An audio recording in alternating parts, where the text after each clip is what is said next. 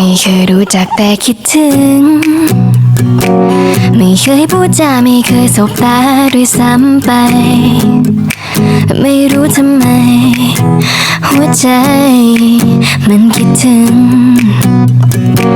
ไม่ได้เจอกันในตอนเช้า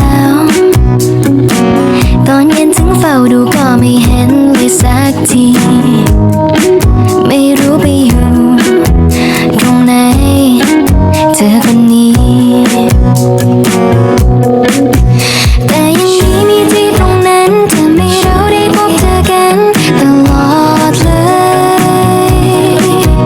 รอจนถึงเวลาเที่ยงวันฉันจะไปที่โรงอาหารเหมือนเคย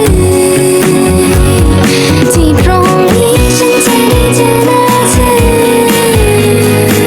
แน่นอนเสมอเดี๋ยวเธอต้องมาแล้วฉันก็ได้เจอหน้าเธอมานั่งคอยฉันและได้มองเธอก็สุขใจ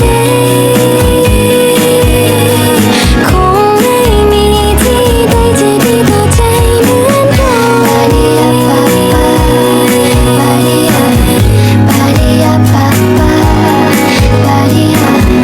ปาดิยาปาปาปาดิยาปาปาปาดิยาปาดิยากลายเป็นเบื่อในวันเสาร์อาทิตย์ก็เหงาฉันอยากให้ถึงวันจันทร์เพราะเธอได้เจอหน้าเธอคนนั้น